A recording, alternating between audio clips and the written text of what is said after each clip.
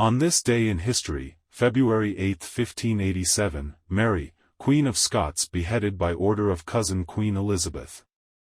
Mary, Queen of Scots, was beheaded for treason in the Great Hall of Fotheringhay Castle in England by order of her cousin, Queen Elizabeth I, on this day in history, February 8, 1587.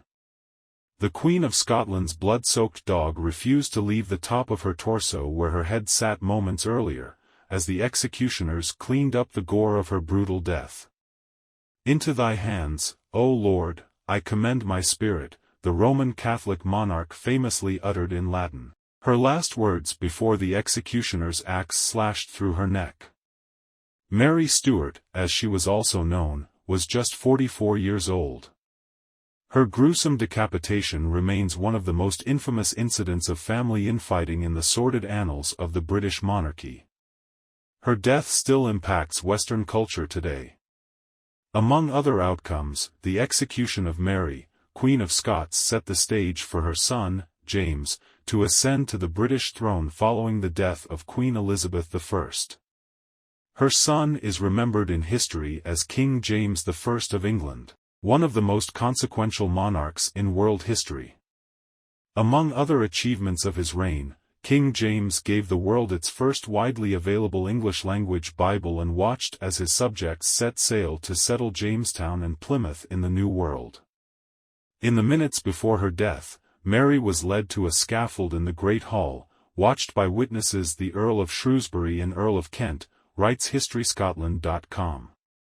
Her servants Jane Kennedy and Elizabeth Correll helped her to remove her outer garments, and she was then blindfolded and knelt down, uttering her last words. Robert Winkfield wrote later in a contemporary account of the royal execution, "Then Mr. Dean, Dr. Fletcher, Dean of Peterborough, said with a loud voice, 'So perish all the Queen's enemies,' and afterwards the Earl of Kent came to the dead body, and standing over it, with a loud voice said, 'Such end of all the Queen's and the Gospel's enemies.'" Winkfield wrote in graphic detail of the moments that followed. One of the executioners, pulling off her garters, espied her little dog which was crept under her cloths, which could not be gotten forth by force, yet afterward would not depart from the dead corpse, but came and lay between her head and her shoulders, which being imbrued with her blood was carried away and washed, as all things else were that had any blood was either burned or washed clean. Mary's story still captures the imagination today.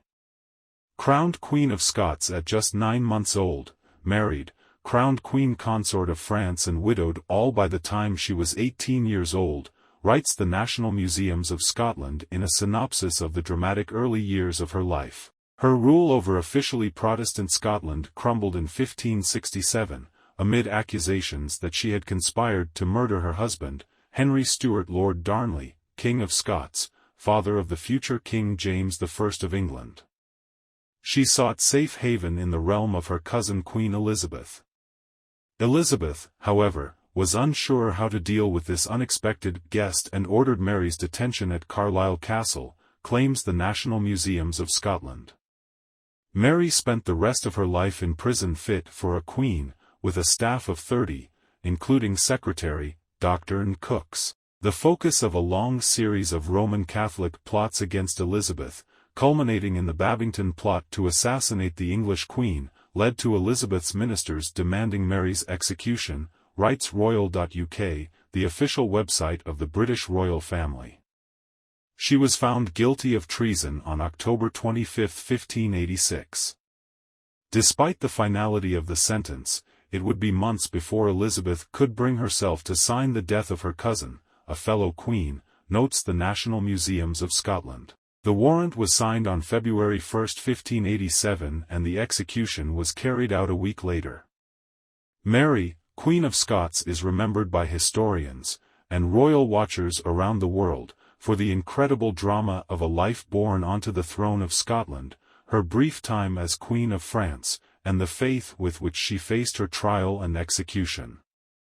"Give instructions, if it please you, that for my soul's sake part of what you owe me should be paid," Mary wrote in a letter to her brother-in-law, Henri III, King of France, in the early morning hours of February 8, "and that for the sake of Jesus Christ, to whom I shall pray for you tomorrow as I die, I be left enough to found a memorial mass and give the customary alms. Mary's body was embalmed and taken to Peterborough Cathedral.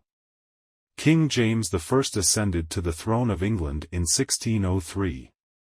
He had the body of his mother removed from Peterborough and reinterred at Westminster Abbey in 1612.